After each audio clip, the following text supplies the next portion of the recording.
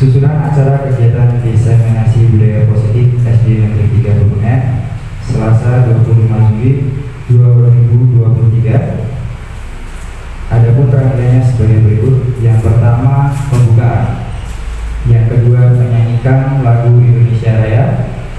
Yang ketiga, sambutan kepala sekolah. Yang keempat, pemaparan budaya positif. Yang kelima, diskusi studi kasus. Yang keenam, refleksi. Dan yang terakhir, penutup. Marilah kita buka acara pada siang hari ini dengan bacaan basmalah bersama-sama. Bismillahirrahmanirrahim. Selanjutnya acara kedua menyanyikan lagu Indonesia Raya. Kepada Bapak Ibu yang sudah hadir pada siang hari ini dipersilakan untuk berdiri.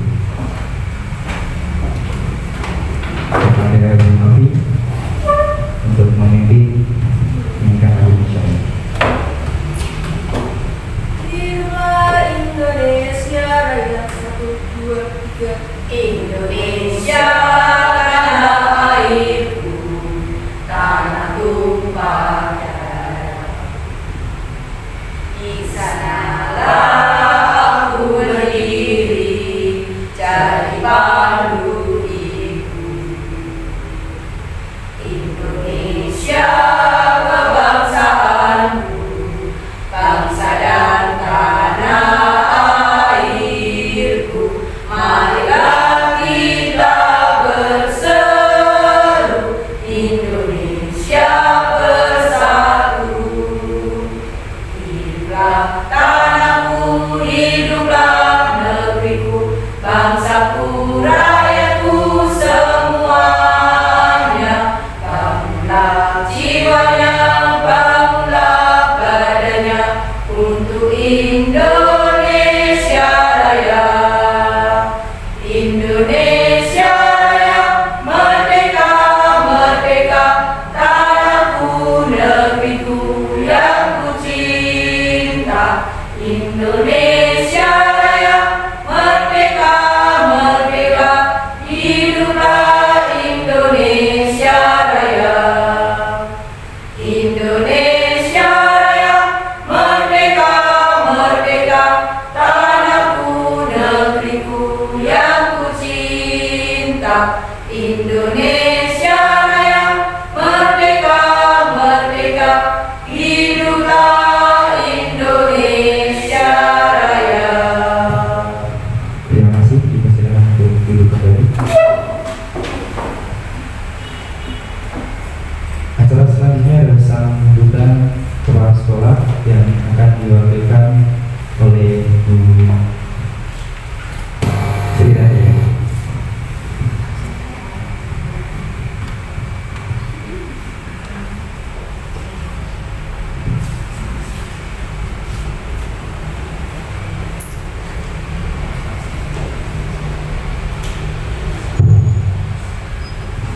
Assalamualaikum warahmatullahi wabarakatuh. Waalaikumsalam warahmatullahi wabarakatuh. Yang saya hormati Bapak Ibu Guru yang hadir di siang ini.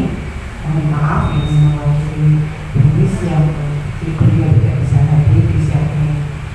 Pada kesempatan ini acara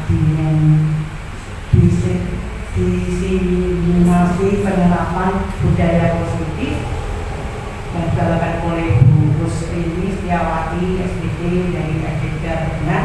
Semoga di hari ini diberi kelancaran, diberi kemudahan untuk kita semua supaya kita bisa mengikuti dengan lancar, dan insya Allah nanti kedepannya kita semua juga bisa menyusun seperti beliau, terutama yang masih muda-muda nih. Kalau bisa semangat terus untuk saling bekerja sama, memajukan ID-nya masing-masing. Itu dari saya. Saya kira cukup sekian dari saya. Saya akhiri bila taufiq hidayah. Wassalamualaikum warahmatullahi wabarakatuh. Waalaikumsalam warahmatullahi wabarakatuh.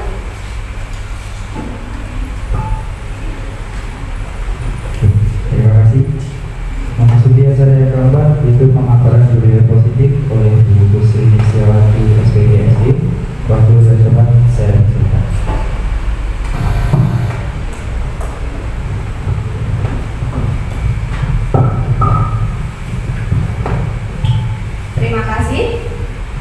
Assalamualaikum warahmatullahi wabarakatuh.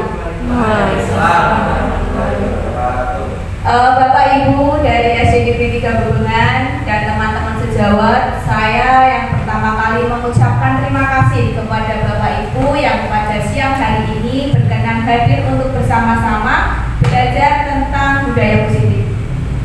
Yang pertama, marilah kita ucapkan rasa syukur bahwa pada siang hari ini kita masih diberi kesempatan, diberikan nikmat sehat untuk bersama-sama belajar dalam rangka peningkatan kompetensi guru. Saya selaku calon guru penggerak angkatan 8 dari Kabupaten Kendal diberikan tugas untuk melakukan diseminasi penerapan budaya positif di lingkungan sekolah masing-masing. Yang kedua, saya ucapkan juga selamat datang di SD Negeri 3 Bebengan, bahwa inilah sekolah kami SD Negeri 3 Bebengan yang luar biasa. Kami belajar bersama anak-anak di lingkungan yang sangat nyaman. Bapak Ibu semuanya, diseminasi penerapan budaya positif ini merupakan salah satu tugas yang harus kami lakukan sebagai wujud pertanggungjawaban dalam mengikuti program guru penggerak. Bapak Ibu sekalian, program guru penggerak merupakan salah satu program unggulan dari Kemendikbud. Jadi saya berharap Bapak Ibu yang sudah memenuhi syarat bisa mendaftar di angkatan 10 ini, sudah dibuka. Jadi silahkan dibuka SIM PKB-nya masing-masing, kemudian klik daftar. Insya Allah nanti dari kami teman-teman yang CGP di angkatan sebelumnya siap membantu Bapak Ibu. Di mana program CGP ini sangat luar biasa Bapak Ibu. Ini salah satu sedikit saya berbagi pengalaman. Jadi tidak ada yang sulit. Karena apa? Yang agak sulit kita lakukan yang pertama kali itu ketika kita mengisi isai. Karena isai itu sering dikaitkan dengan ngarang, padahal tidak.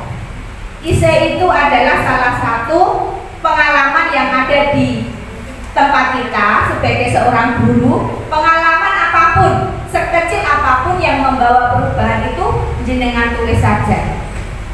Nanti direvisi sedikit-sedikit, insya Allah akan menjadi berkah dan bisa diterima dan bisa masuk ke tahap berikutnya. Untuk tahap yang kedua itu ada yang namanya simulasi mengajar, hanya 10 menit.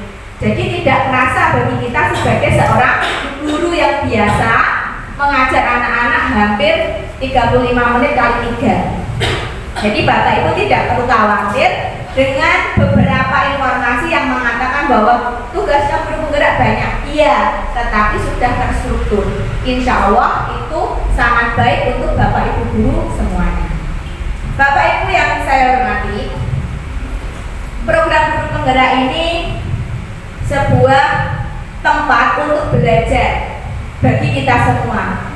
Saya sudah mengikuti 2 kali, dari angkatan 5, kemudian angkatan 7, dan alhamdulillah bisa tembus di angkatan 8. Dan yang tahu cuma diri kita sendiri. Daftar, tidak lolos, itu hanya diri kita. Jadi nggak perlu malu. Apalagi seperti saya, itu sudah nggak ada rasa malu lagi. Jadi Bapak Ibu tidak perlu harus, wah nanti kalau tidak diterima gimana? Tidak perlu. Karena yang tahu hanya diri kita sendiri, lolos ataupun tidak lolos. Jadi untuk angkatan 10 ini, mari Bapak Ibu yang sudah memenuhi syarat untuk bisa bergabung di program guru penggerak, siap membantu dan siap berkolaborasi. Salah satunya adalah kegiatan kita di siang hari ini, yaitu diseminasi penerapan budaya positif. Perkenalkan, saya Kusrini Setiawati dari SD Negeri 3 Bebengan yang akan bersama-sama dengan Bapak Ibu untuk membedah apa itu budaya positif. Nanti kita bisa bersama-sama belajar. Nah, budaya positif adalah sebuah nilai dan kebiasaan di sekolah yang berpihak pada murid agar mereka dapat berkembang menjadi pribadi yang kritis, mandiri, penuh hormat, dan bertanggung jawab sesuai dengan profil pelajar Pancasila. Nah, Bapak Ibu, kita tidak perlu harus tegang ini. Coba silakan Bapak Ibu cari post-itnya di depannya masing-masing. Ada post-it dibagi. Nah, Bapak Ibu silakan menuliskan 3 atau 4 sebuah kegiatan peristiwa di sekolah masing-masing tentang kebiasaan-kebiasaan yang ada. Boleh 3, boleh 2, boleh 4. Silakan. Silakan Bapak Ibu tulis kebiasaan baik. Saya yakin banyak kok di sekolahnya yang kebiasaan-kebiasaan yang sudah tumbuh di sekolah masing-masing.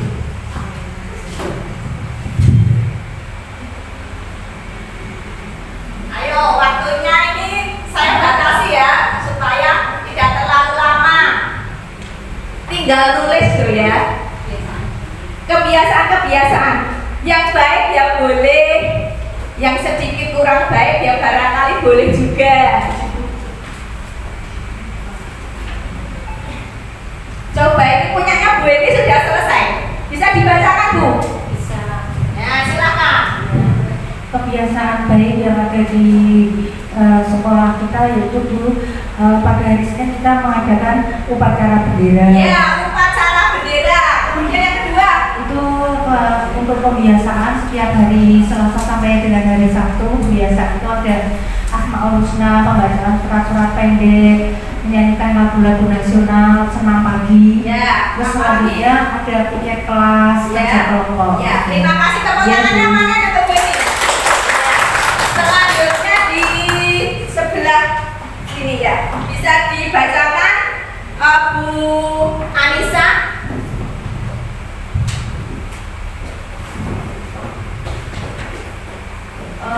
Untuk kebiasaan-kebiasaan yang saya berikan di kelas rendah yaitu kelas 2, yaitu memeriksa sampah di sekitar sebelum masuk atau di ruang kelas di laci yang biasanya kotor, kemudian berdoa sebelum pelajaran, kemudian hafalan surat-surat pendek untuk kelas 2 setiap pagi, kemudian salam kepada guru, kemudian piket kelas. Ya, terima kasih. Tepuk tangannya untuk Bu Anissa.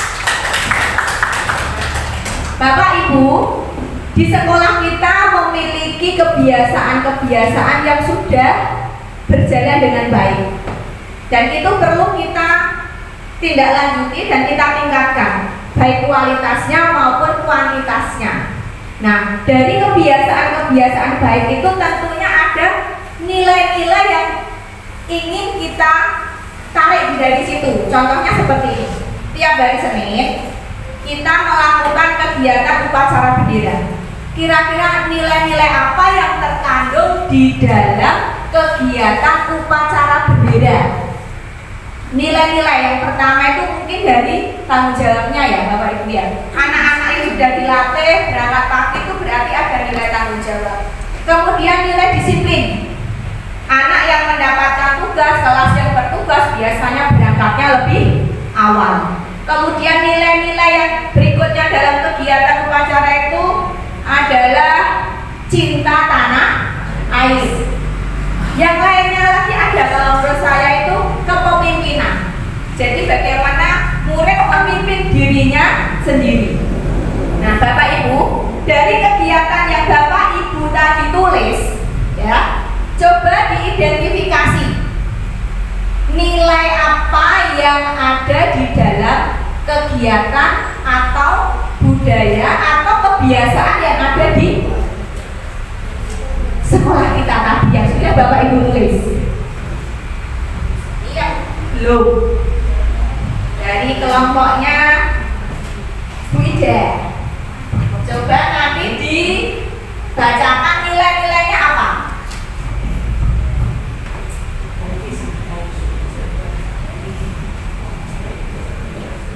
Nilai-nilai yang terkait dengan kebiasaan baik nih.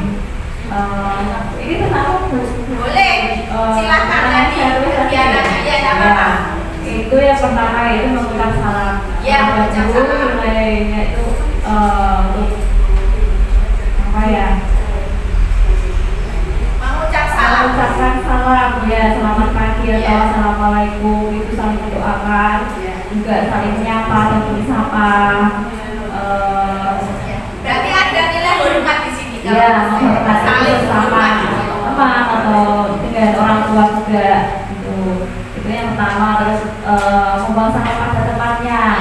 itu menjaga kebersihan buku. Ya, kebersihannya. Ya, menjaga kebersihan lingkungan. Tertib itu ada nilai tertibnya, Bapak Ibu yang membuang sampah itu berarti ada nilai tanggung jawab, ada nilai tertib dan kebersihan. Ya. Bisa dilanjut. Ya, yang selanjutnya senang. Ya. Senang pagi. Ya. Senang pagi. Nilai positifnya bagi anak juga di samping disiplin. Ya. Ya, disiplin, melatih keterampilan anak. Ya. Juga menjaga kesehatan. Ya, betul. Jadi kalau dalam biasa dirantara itu ada namanya olahraga itu untuk kekuatan fisik. Jadi nanti ada olah rasa itu melalui tari, rasa itu akan kita pupuk melalui kegiatan kesenian. Dari tempatnya Bu Mita, coba Bu Mita. Nilai yang ada di kegiatan yang sudah Bu Mita tulis di situ. Terima kasih. Nilai yang terkandung dalam kegiatan di sekolah yaitu ada nilai nasionalis. Ya. Itu terjadi pada kegiatan upacara. Ya. Yang kedua ada religius. Ya. Ini ketika Asmaul Husna ataupun membaca surat-surat baik Ya. bersama-sama. Ada lagi? Gotong royong. Ya. Ketika membersihkan kerja bakti, membersihkan kelas bersama-sama. Iya. Nilai-nilai kerjasama ada muncul di situ Iya. dalam tiket kelas. Ya, cukup tidak Pak. Terima kasih. Nah, Bapak Ibu semuanya, bahwa nilai yang ada di dalam kebiasaan-kebiasaan sekolah kita itu merupakan nilai-nilai universal. Artinya apa? Nilai-nilai universal itu nilai yang diakui oleh siapapun yang disebut manusia di muka bumi ini. Contohnya kejujuran. Nilai jujur itu di mata siapapun, di manusia manapun itu berarti nilai positif. Semua mengakui, entah itu Islam, Hindu, Buddha, Kristen maupun dari suku A, suku B, suku C, mereka kita semua sepakat bahwa yang namanya jujur itu adalah sebuah nilai-nilai kebajikan yang bersifat universal, artinya diakui oleh semua. Nah, bagaimana nilai-nilai yang ada di dalam budaya positif kita itu bisa muncul, Bapak Ibu? Nah, nanti di dalam pemaparan ini kita akan membahas banyak hal, tetapi ini hanya di luarnya saja, hanya kulitnya saja. Nanti kalau Bapak Ibu guru ingin lebih lanjut, nanti kita bisa bersama-sama untuk kegiatan yang lainnya. Kita bisa lanjut. Yaitu yang pertama kita akan mempelajari tentang disiplin positif. Kemudian nilai-nilai kebajikan universal. Kita akan juga belajar tentang teori motivasi, hukuman dan penghargaan, serta restitusi. Ketiga, kita akan belajar tentang keyakinan kelas, dan yang keempat kita akan mengetahui apa kebutuhan dasar manusia dan dunia berkualitas itu seperti apa, serta 5 posisi kontrol, dan yang terakhir adalah segitiga restitusi. Bapak Ibu, untuk yang pertama, nilai disiplin positif dan nilai-nilai universal seperti tadi itu mestinya muncul dalam diri kita tanpa ada paksaan dari manapun, dengan penuh kesadaran. Tetapi bagaimana kesadaran itu muncul ya perlu kita usahakan. Sekarang ada game dari Bapak Ibu guru. Silakan cari teman satu pasang. Satu pasang. Ya. Berpasangan. Ambil kertas post-it satu pasangannya, tidak dua-duanya, satu saja. Kemudian Bapak Ibu untel-untel. Nah, ini bahasa untel-untel itu bahasa kita. Garis.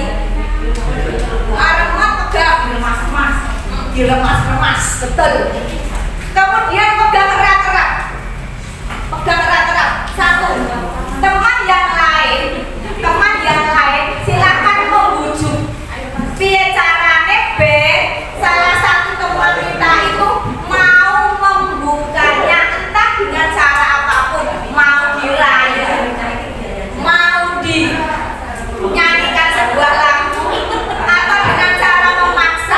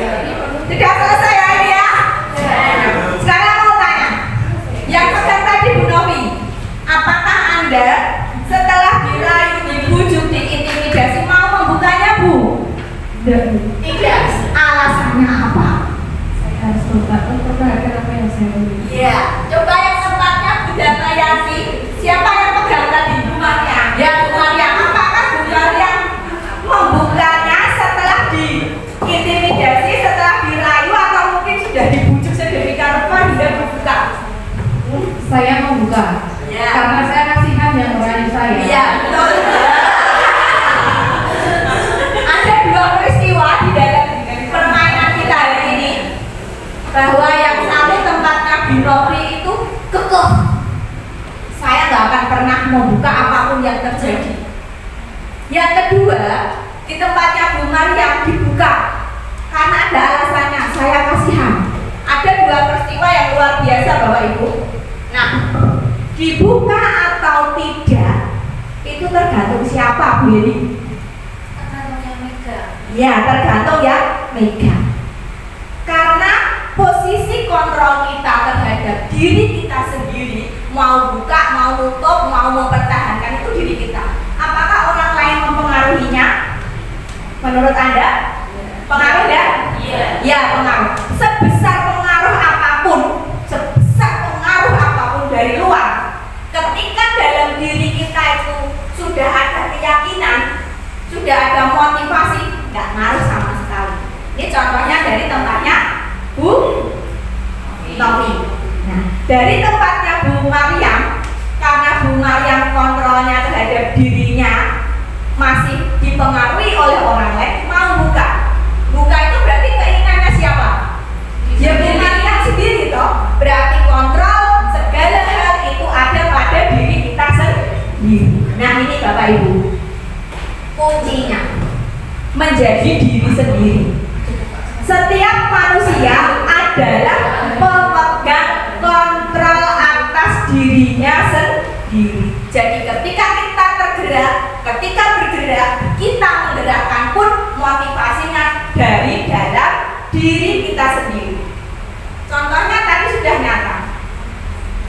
Lingkungan, ini lingkungan. Dan kita punya kontrol terhadap apa yang akan kita lakukan. Maka diri kita sendiri yang akan bertanggung jawab mau melakukan atau tidak. Ini contoh yang paling mudah, misalnya di sekolah. Biasa kita pulang barangkali jam 1, setengah 2 atau jam 2. Teman-teman yang lain pulangnya udah jam 12, jam setengah 12 sudah pulang. Tetapi karena Bapak Ibu punya kontrol terhadap perilaku diri kita sendiri, ya nggak ngaruh.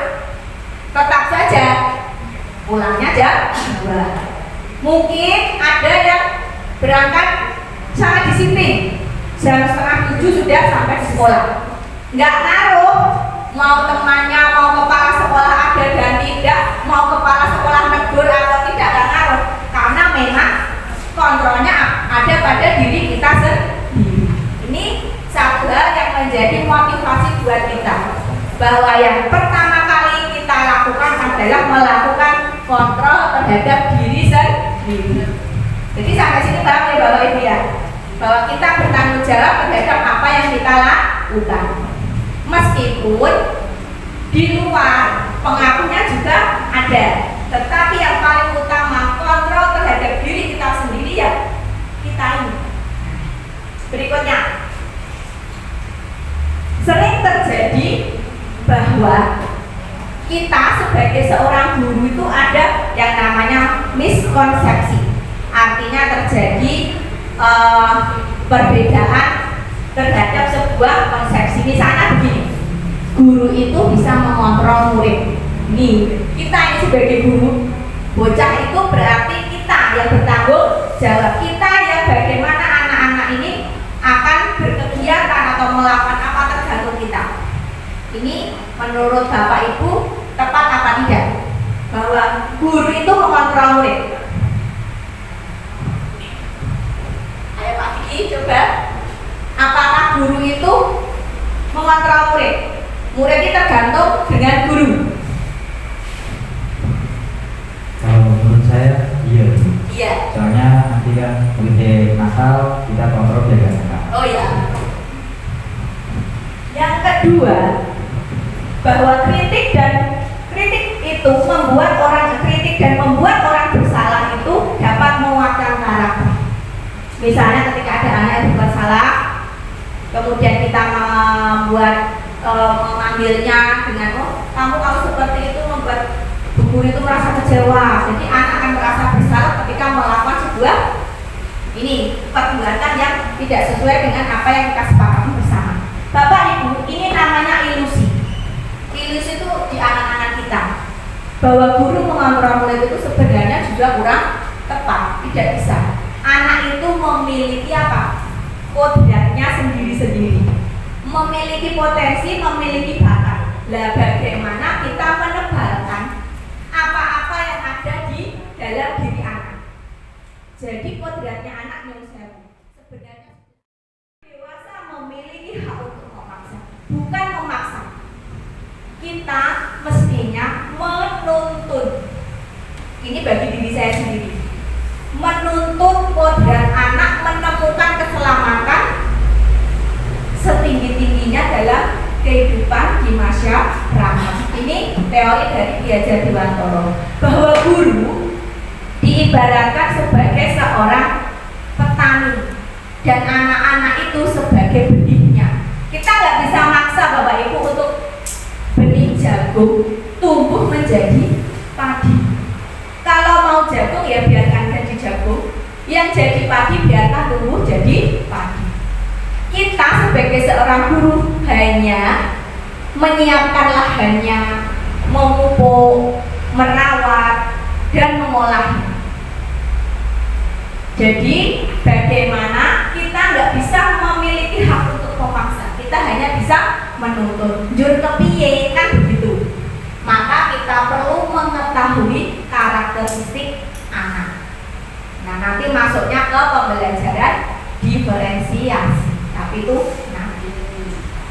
Nah ini Bapak Ibu, perubahan paradigma stimulus respon dan teori kontrol atau teori pilihan. Sering di dalam diri kita tuh begini, kita mencoba untuk mengubah orang agar berpandangan sama dengan kita, tetapi kita nggak bisa. Kita hanya bisa berusaha memahami pandangan orang lain itu tentang dunia itu berbeda. Nah, perilaku buruk dilihat sebagai suatu kesalahan, padahal setiap perilaku itu memiliki tujuan. Maka kita perlu mengetahui apabila anak-anak kita melakukan sebuah kesalahan, kita perlu tahu dulu alasannya. Baru kita bisa menarik sebuah kesimpulan. Kita tidak bisa langsung menjudge-nya atau langsung kita membuat sebuah statement tanpa harus kita melakukan konfirmasi terlebih dahulu. Barangkali anak-anak kita itu melakukan hal itu karena sebagai bentuk ekspresi dirinya, ingin diperhatikan, ingin mendapatkan kasih sayang. Ini nanti masuknya di 5 kebutuhan dasar manusia. Jadi kalau anak-anak dalam tanda kutip nakal itu sebenarnya dia itu membutuhkan pemenuhan kebutuhan 5 dasar manusia, yaitu salah satunya membutuhkan pemenuhan kasih sayang, tetapi dengan cara yang kurang tepat. Begitu. Lanjut. Nah, Bapak Ibu, dalam penerapan disiplin pun kita juga sering mengalami miskonsepsi. Sebenarnya disiplin itu berasal dari bahasa Italia kalau tidak salah, yang artinya itu belajar Bapak Ibu. Sementara konsepsi kita atau pemikiran kita bahwa dalam kehidupan kita sehari-hari, disiplin itu menjadi sesuatu yang dilakukan seseorang kepada orang lain itu untuk mendapatkan kepatuhan. Rakyo itu sudah melengkang jauh. Arti dasar disiplin itu sebenarnya belajar, bukan taat, bukan patuh, kudu tertib, kudu kaku, tidak. Artinya itu belajar. Ini salah satu yang menjadi saya, berarti selama ini saya keliru. Tidak apa-apa, justru kekeliruan itu menjadi berhenti, menjadi benar karena saya mengikuti program ini. Jadi banyak hal yang kemudian saya merasa melakukan pengakuan dosa Bapak Ibu. Ternyata yang saya lakukan itu salah. Alhamdulillah saya punya kesempatan untuk memperbaiki diri. Sedangkan nilai-nilai kebajikan yang universal tadi seperti kejujuran, kemudian ada juga tanggung jawab, merupakan sifat-sifat positif manusia yang menjadi tujuan mulia yang ingin dicapai setiap individu yang bersifat universal, lintas bahasa, suku, bangsa, agama, dan latar belakang. Dan ini munculnya di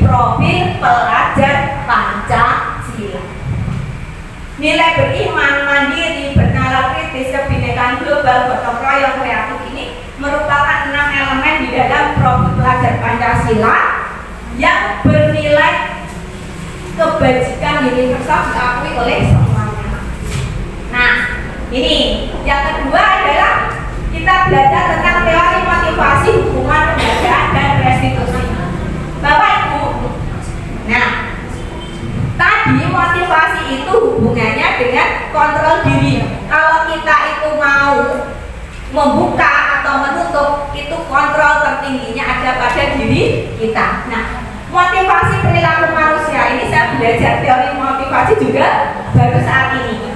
Nah, yang pertama, orang melakukan sesuatu atau anak melakukan sesuatu itu karena yang pertama untuk menghindari ketidaknyamanan atau hukuman. Contoh, berangkat pagi karena lebih dihukum. Ini karena dia takut, motivasinya karena menghindari hukuman. Yang kedua, ingin mendapatkan imbalan, ini hubungannya dengan penghargaan.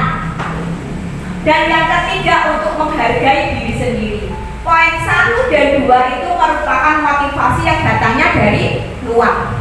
Dan yang terbaik adalah dari diri sendiri. Kalau sudah dari dalam diri sendiri, itu tidak akan berpengaruh mau dapat imbalan, mau dapat hukuman, dia tetap akan melakukan hal yang positif. Bapak Ibu perlu diketahui, saya juga baru ngerti bahwa penghargaan itu bisa justru anak-anak jadi males. Contohnya ini, di kelas ada anak yang pintar, nanti anak-anak yang ada di level tengah, halah paling kurang yang kaya, halah paling aku ora iso, paling sing entuk hadiah cuma dia saja. Jadi ada anak yang terpinggirkan. Ini yang kurang kita sadari, bahwa penghargaan, pemberian imbalan itu pun juga memiliki dampak yang negatif. Mungkin Bapak Ibu sendiri waktu kecil pernah mengalami semacam itu. Lomba misalnya, paling aku rapi tunjuk, padahal punya potensi. Nah, ini sebagai seorang guru perlu menyadari di awal semacam ini supaya anak-anak kita itu memiliki motivasi yang asalnya dari dalam dirinya sendiri. Nah, ini menurut Ki Hajar Dewantara bahwa merdeka itu artinya tidak hanya terlepas dari perintah, akan tetapi juga cakap membuat memerintah dirinya sendiri. Jadi sadar terhadap apa yang dia lakukan. Sekarang begini Bapak Ibu, kalau kita melakukan hukuman atau kita memberikan sebuah penghargaan terhadap siswa, itu juga akan memiliki dampak.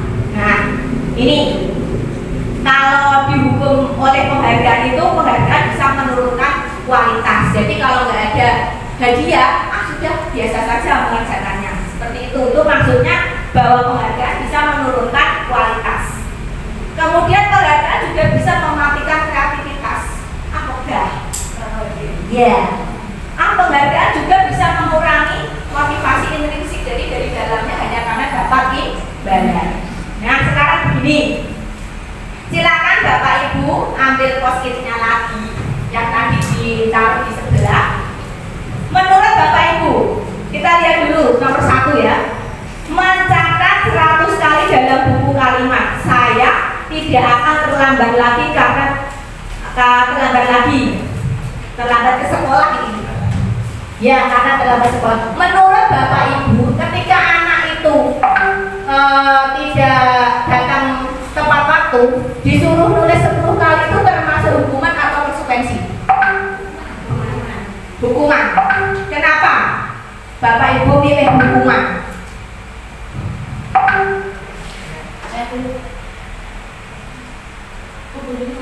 Ya, karena kita belum melakukan kesepakatan. Ya, belum melakukan sebuah kesepakatan.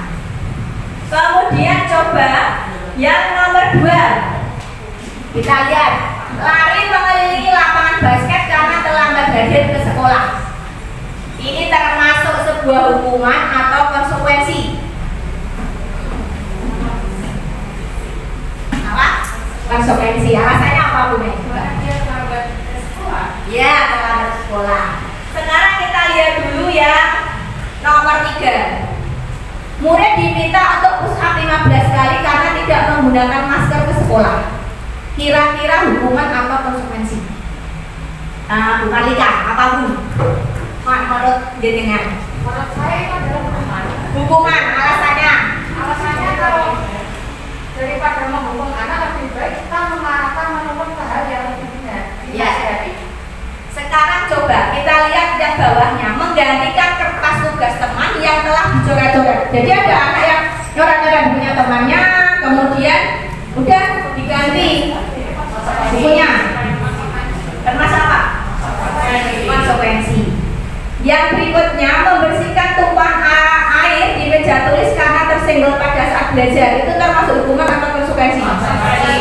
Ya, kita nanti cek berikutnya. Nah, mencatat 100 kali dalam buku kalimat saya tidak akan terlambat lagi karena ini kayak dulu kita pernah ya, ada yang mengalami dulu. Saya pernah nggak buat PR, suruh nulis 2 halaman folio. Saya tidak akan mengulangi perbuatan ini lagi. Saya tidak akan menulis sampai 2 halaman folio sampai tangannya ini pegel. Tapi ya memang akhirnya saya juga melakukan lagi. Nah, ini termasuk sebuah hukuman. Karena apa ya? Tidak ada korelasinya toh ya. Datang terlambat dengan nulis. Nah, kemudian yang kedua, mengelilingi lapangan basket 2 kali juga karena terlambat hadir. Itu juga termasuk hukuman. Kalau ini bisa menjadi konsekuensi ketika guru olahraga. Nah, ini guru olahraga. Anak datang terlambat, kemudian disuruh lari. Ya ada bisa disebut konsekuensi, bisa. Terus ada keterkaitan dengan materi pembelajaran karena olahraga. Nah, contoh dari konsekuensi tadi Bapak Ibu berarti sudah mengerti bedanya antara hukuman dan konsekuensi. Mengganti kertas, ya iya, ada hubungannya. Tidak anak nyoret-nyoret buku temannya tapi hukumannya hormat bendera. Jadi ketika kita memberikan sesuatu terhadap anak itu kalau bisa ada satu kesepakatannya, ada nilai-nilai keyakinannya dan ada korelasinya. Jadi nyambung. Nah, ini hukuman dan konsekuensi perbedaannya ada di sini. Kalau hukuman itu sesuatu yang menyakitkan, kalau konsekuensi itu memang harus terjadi. Contoh, anak sudah tahu kalau datang terlambat itu misalnya tidak pakai topi atau kartu upacara itu, anak akan berdiri di belakang sendiri. Itu salah satu konsekuensinya. Kemudian bersifat anak akan membenci kedisiplinan karena dapat ini sakit hati itu. Jadi tidak muncul motivasi intrinsiknya. Ini beberapa perbedaan hukuman dan konsekuensi. Nah, sekarang lahir dari dalam diri, kemudian di sekitar kita, naik di lingkungan yang lebih luas lagi. Ini pembentukan keyakinan kelas, saya yakin di awal pembelajaran kemarin sudah membuat. Ini saya lewati beberapa. Nah ini peraturan, selalu mengembalikan buku ke tempatnya. Kira-kira nilai keyakinan apa yang ada di dalamnya? Silakan Bapak Ibu. Untuk kelompoknya Bu Eni itu yang nomor 1 dan nomor 2. Kelompoknya Bu Marita ini yang hadir ini. Kemudian kelompoknya Bu Ida yang 2. Kelompoknya Bu Lisa yang gunakan masker dan jangan berlari-lari di koridor. Coba yang lain nanti memberikan tanggapannya.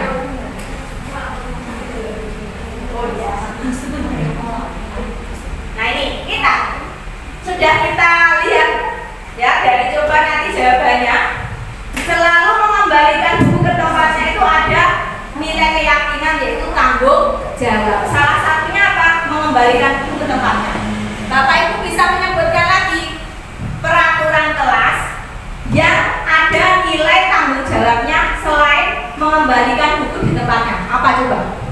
Yang ada tanggung jawabnya, nilai-nilai tanggung jawab yang kita ingin ambil. Contohnya apa coba? Bu Sri Ayu. Meminjam pensil atau sama. Ya, cicit ya, betul. Ada nilai tanggung jawabnya dan ada nilai hormat saling menghargai. Kalau tidak boleh ya tidak boleh paksa. Yang kedua ini, dilarang mengganggu orang lain, berarti ada nilai saling menghormati. Sampai yang terakhir itu menggunakan masker, berarti ada nilai keselamatan dan nilai kesehatan. Nilai-nilai keyakinan dalam kelas itu nanti wujudnya banyak. Silakan Bapak Ibu boleh berkreasi dengan anak-anak mencari tindakan-tindakan yang ingin nilai-nilai di dalamnya yang ingin dikembangkan Bapak Ibu di dalam kelas. Misalnya nilai disiplin, hadir tepat waktu itu pasti. Kemudian mengerjakan tugas itu termasuk juga nilai disiplin. Silakan macam-macam bentuknya di inovasikan sendiri. Nah ini tentang kebutuhan dasar manusia yang nanti hubungannya dengan restitusi. Bapak Ibu sebagai manusia, saya juga baru tahu bahwa kita ini memiliki kebutuhan dasar. Baik kita sebagai guru maupun sebagai siswa itu sama-sama manusia. Berarti kebutuhan dasarnya juga sama, yaitu yang pertama adalah tentang makanan, tempat tinggal, pakaian, keamanan. Ini adalah bertahan hidup. Semua orang itu kebutuhan dasarnya ini. Pertama.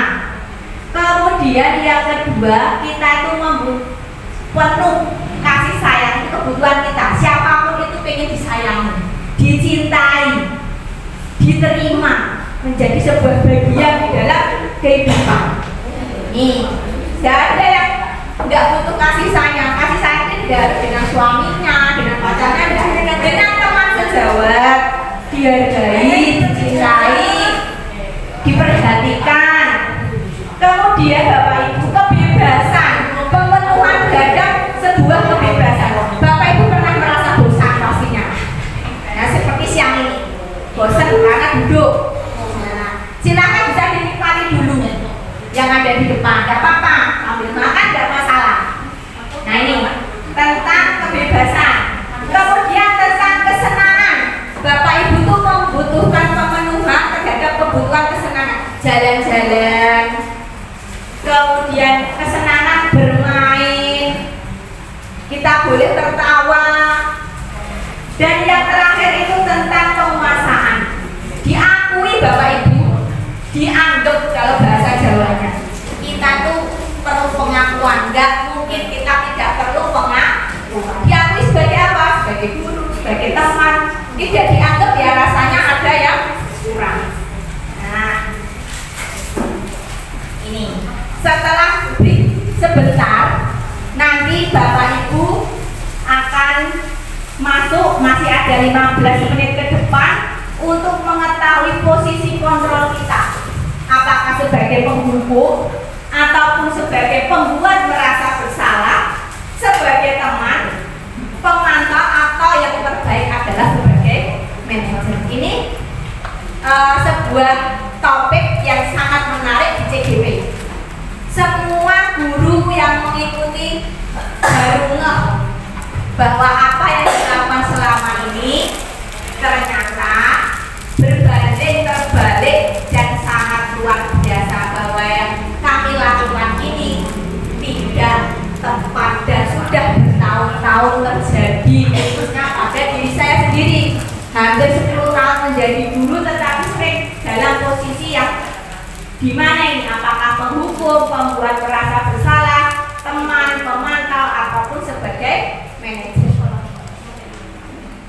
Nah, posisi penghukum ini salah satunya. Kemudian posisi pembuat merasa bersalah. Setelah ini Bapak Ibu akan melihat tayangan video seperti apa.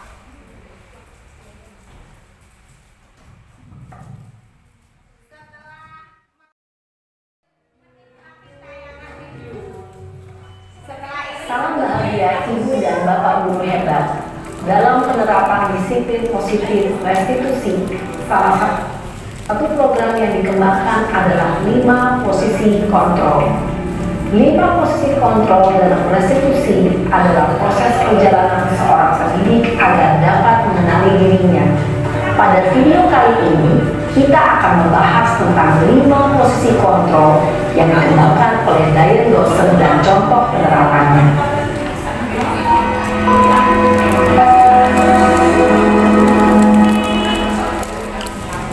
5 posisi kontrol itu adalah: 1. Posisi penghukum. 2. Posisi pembuat merasa bersalah. 3. Posisi teman. 4. Posisi pemantau atau monitor. Dan 5. Posisi manajer. Untuk lebih memahami kelima posisi tersebut, mari kita saksikan kasus Naren yang terlambat hadir 20 menit di sekolah dan melihat bagaimana kelima posisi kontrol dalam menghadapi masalah tersebut.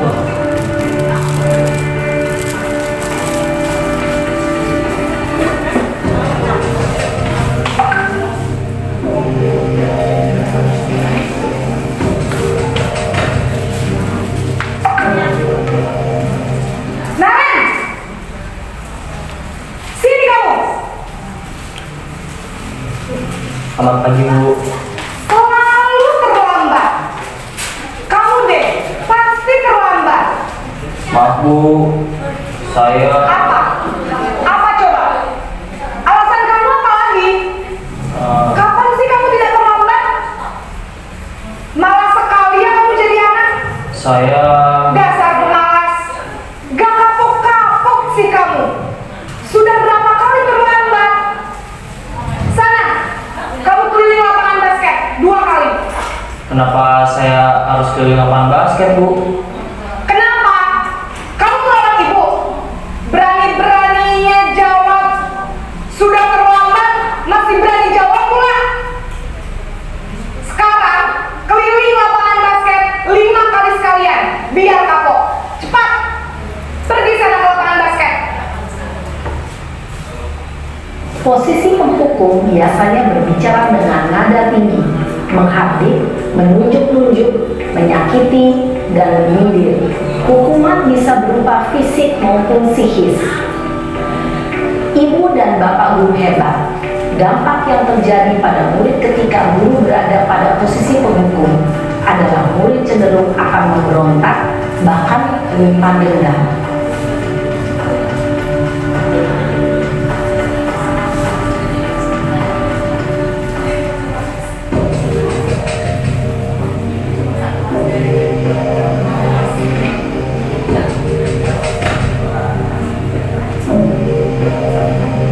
Naren!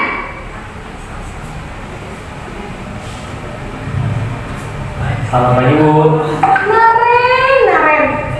Kamu kenapa terlambat lagi, nak? Ya Tuhan, Naren. Kamu senang ya bikin ibu susah ya?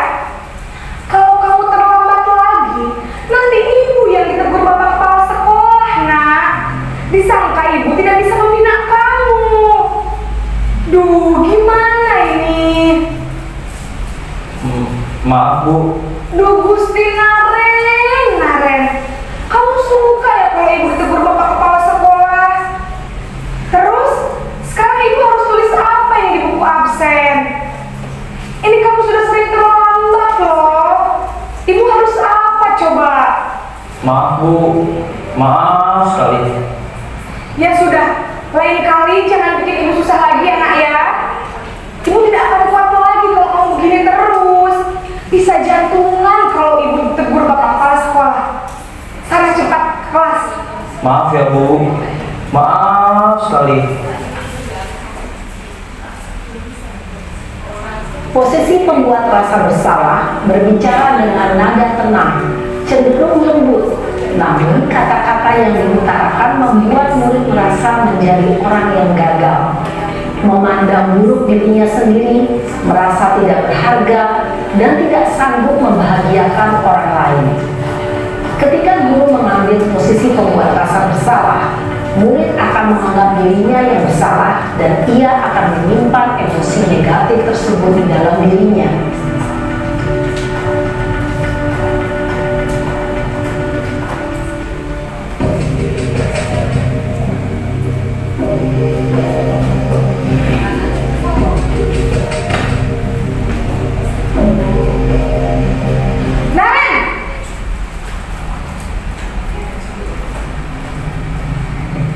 Selamat pagi Bu.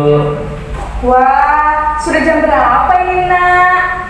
Terlambat lagi ya sayang. Iya Bu, habis ibu saya rumah makan saya Bu. Kamu malah menyalahkan ibu kamu. Kamu bukannya anak yang larinya paling kencang. Kok terlambat sih? Iya Bu, saya memang terlambat bangun tadi. Jadi biarpun saya lari kencang, tetap nggak kekejar Bu. Ya sudah sana. Nanti lain kali larinya lebih kencang lagi ya. Biar gak terlambat lagi. Bikin senang ibu. Demi ibu. Bisa kan? Bisa lah Bu. Ya sudah sana masuk kelas. Ibu beresin urusan absen kamu. Kamu ini ada-ada saja. Dalam posisi teman, guru berbicara dengan nada suara ramah, akrab, cenderung bersendar gurau untuk menjaga suasana tetap santai. Murid akan merasa senang, aman, dan akrab dengan guru. Identitas yang tercipta adalah identitas sukses atau berhasil. Namun, perlu diingat, karena ini masih dorongan eksternal, maka ada faktor ketergantungan dari murid kepada orang tertentu. Di sini, guru absennya, sehingga di lain waktu, murid bisa berperilaku baik, namun hanya kepada orang-orang tertentu saja.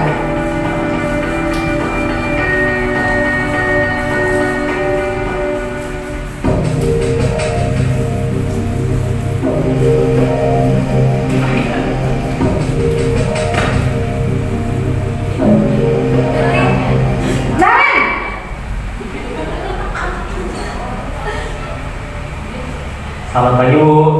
Naren, apa peraturan sekolah kita tentang jam berapa kita harus masuk sekolah, nak? Kita harus di sekolah jam 7 Bu. Iya betul, sekarang sudah jam 7.20. Naren sudah tahu konsekuensinya jika terlambat hadir. Paham Bu. Saya harus tinggal kelas pas jam istirahat selama 20 menit. Iya benar, konsekuensinya demikian. Jadi nanti jam 9.30 pas istirahat, kamu harus tinggal di kelas, kerjakan tugas tambahan untuk ketertinggalan kamu, ya? Baik Bu. Posisi pemantau mengandalkan penghitungan atau data untuk mengontrol murid. Guru mengarahkan murid berdasarkan peraturan dan konsekuensi. Seorang pemantau menunjukkan bahasa tubuh dan ekspresi wajah yang datar dan cenderung formal.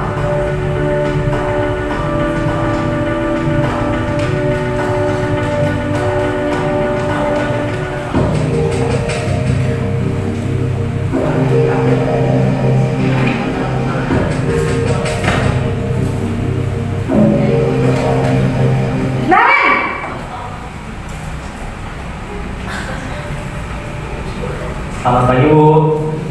Selamat pagi Naren. Maaf Bu, saya terlambat. Iya, sekolah masuknya jam 7, sekarang sudah jam 7.20. Jadi sekarang bagaimana ini Naren? Maaf Bu, saya lupa setel alarm saya semalam. Baiklah, menurut kamu, keyakinan sekolah yang mana yang perlu kamu tingkatkan? Menghargai diri sendiri dan orang lain mungkin ya Bu. Setuju. Jadi, apakah Naren meyakini prinsip saling menghormati tersebut? Iya Bu, saya meyakininya. Apakah Naren bersedia memperbaiki masalah keterlambatan ini? Bersedia Bu. Bagaimana kamu akan memperbaiki masalah keterlambatan ini?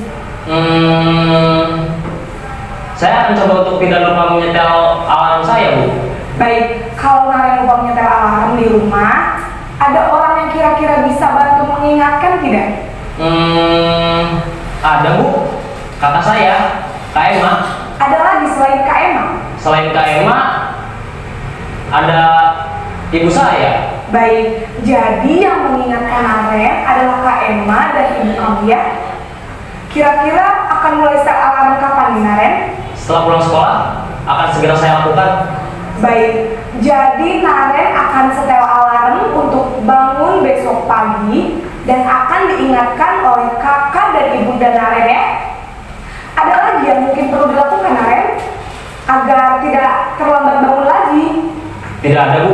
Baik Naren, terima kasih untuk udah bersama kamu.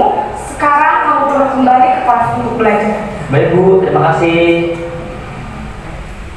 Posisi manajer adalah posisi kontrol yang disarankan untuk membimbing murid memiliki sikap disiplin yang positif, yaitu murid yang mandiri, bertanggung jawab, dan dapat memecahkan masalah. Tujuan dari posisi ini adalah agar murid dapat berefleksi atas tindakannya. Guru akan dengan tulus memberikan pertanyaan-pertanyaan bermakna, sehingga membuat murid dapat belajar dari kesalahannya dan mencari sebuah solusi untuk menyelesaikannya. Terhadap diri sendiri, posisi terbaiknya yang mana? Bagi seorang guru ini ya, apakah pernah Bapak Ibu dalam posisi penghukum? Pernah, saya yakin. Boleh sering, kalau pernah itu barangkali ya ngaku sih. Tidak, jadi hadapan kita semuanya kita bisa dalam posisi terbaik, yaitu posisi manajer. Nah, ini selanjutnya setelah mempelajari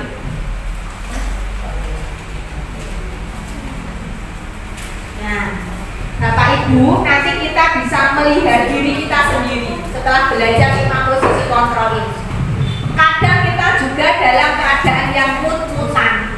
Mut-mutan itu artinya nek mute DAP ya dalam posisi manajer. Tapi kalau mungkin sudah banyak masalah, kudu gawe laporan, kudu dituntut buat ini, buat itu, kita bisa langsung des dalam posisi penghukum. Jadi mulai saat ini saya sendiri juga mohon diingatkan sebagai teman sejawat untuk bisa menempatkan diri sebagai posisi manajer. Nah, nih, saya kecewa sekali dengan kamu. Kira-kira posisi sebagai apa ini? Kalau saya kecewa dengan apa yang kamu lakukan, memberi rasa bersalah. Memberi rasa bersalah. Boleh? Yang lain? Sama. Kalau yang kamu tidak pernah benar melakukannya, kira-kira penghukum atau manajer? Ayolah lakukan demi ibu, demi bapak, biar tidak dipanggil kepala sekolah. Biasa kalau di rumah, ya Allah tenang, tak iso kaya ngono iki kepiye sing mbok lakukan. Kemudian yang apakah kamu mau mendapatkan stiker bintang hari ini? Teman-teman, kita lihat nanti ya. Ini sampai di pertanyaan, kamu selalu yang paling terakhir. Kok ini lo mesti baik. Nah, pembuat merasa bersalah, penghukum, teman, pemantau, manajer, dan penghukum. Jadi kata-kata ini menjadi salah satu kunci di mana posisi kita berada. Nah, bagaimana caranya? Maka yang kita lakukan adalah segitiga restitusi. Ada 3 tahapan, makanya kemarin ada pertanyaan sama instrukturnya, sama fasilnya. Bu, kenapa kok disebut segitiga? Lah kalau jumlahnya 3 ini mesti jenengane segitiga, maka disebut segitiga restitusi, yaitu sebuah proses yang dijalankan oleh seorang guru agar mendapatkan murid yang mandiri dan bertanggung jawab. Nah, ini yang disebut dengan segitiga restitusi. Ada 3 tahapannya, yaitu yang pertama menstabilkan identitas, kemudian yang kedua memvalidasi, dan yang ketiga menanyakan keyakinan. Nanti setelah ini akan Bapak Ibu pahami. Ini contohnya, membuat anak yang tadinya gagal itu bisa menjadi lebih positif. Ini ketika anak marah orang langsung ditambahi, tetapi bagaimana menurunkan temponya, dia nyaman dulu, ojo langsung ditambah-tambahi, malah nanti jadi tidak baik. Kemudian kita validasi bahwa tindakan yang dilakukan anak itu tidak tepat. Dan yang terakhir kita nanti melakukan ini, menanyakan keyakinan apa yang sudah dilakukan anak. Ini salah satu contoh dari penerapan segitiga restitusi karena terlambat masuk, karena anak ini jajan di kantin. Nah, Bapak Ibu, ada satu kasus setelah ini kita selesai. Kasusnya satu saja.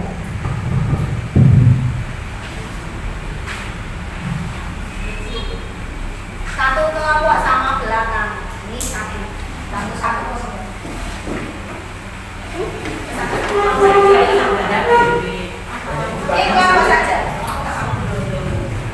Nah, kasus satu saja yang kita bahas.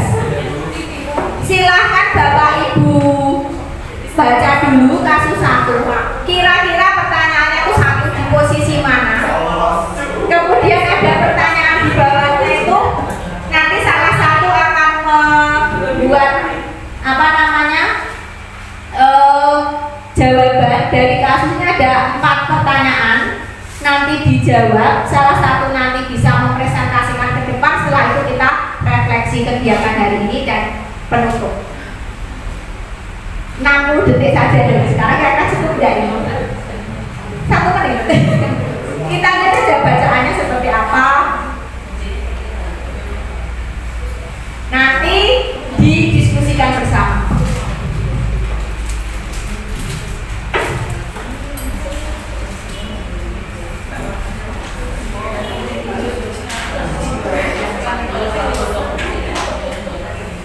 Tidak apa-apa. Kasus 1 dibaca saja nih. Selesai kita refleksikan bersama.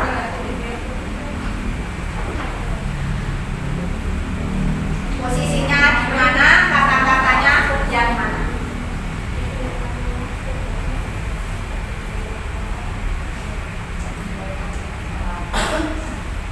Sudah, terima kasih.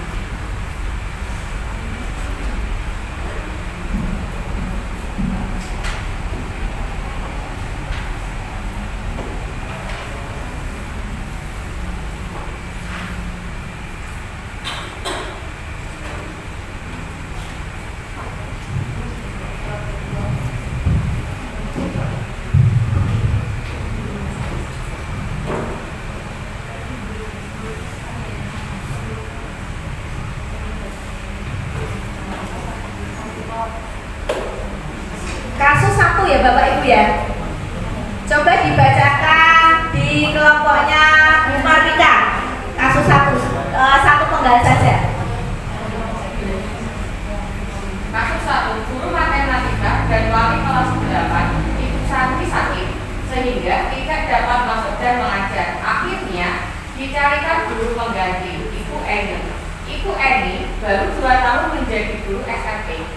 Beberapa murid perempuan, Vivi dan Natali, mengetahui hal ini dan mulai menggunakan kesempatan dan bersikap seenaknya, tertawa dan tidak mengindahkan kehadiran Ibu Eni. Ibu Eni mencoba menyapa Vivi dan Natali dengan ramah sambil mengingatkan mereka untuk tetap fokus pada pengerjaan tugas. Ayolah, tugasnya dikerjakan. Nanti Ibu ditegur Bapak Kepala Sekolah kamu. Terjadi. Setelah itu, Bu Santi menanggapi apa yang disampaikan Vivi, apa yang harus dia lakukan, dan anak berpikir, memiliki ide sendiri untuk menebus apa yang sudah dia lakukan. Ini contoh dari kasus yang bisa kita selesaikan dengan menggunakan segitiga restitusi. Nanti Bapak Ibu silahkan mengembangkan dari terapan segitiga restitusi ini ketika menghadapi masalah di dalam kelas. Itu dari saya, mungkin hanya sedikit Bapak Ibu, semoga bermanfaat. Sebelum kita tutup, silakan Bapak Ibu untuk menuliskan di post-it tentang kegiatan hari ini. Refleksinya yaitu yang pertama, perasaan Bapak Ibu. Ambil satu post-itnya, masih ada? Ya. Perasaan Bapak Ibu dituliskan di situ. Perasaannya bagaimana? Lembar berikutnya, hal baru apa yang Bapak Ibu pelajari hari ini? Di lembar, jadi nanti ada masing-masing 3 lembar saja. Yang pertama perasaannya dituliskan. Perasaan hari ini bagaimana? Yang kedua, hal baru apa yang Bapak Ibu pelajari hari ini? Dan yang terakhir, apa yang akan Bapak Ibu lakukan di kemudian hari yang akan diterapkan di dalam kelas Bapak Ibu semuanya. Setelah ini ditempelkan di papan pelatung yang ada di depan.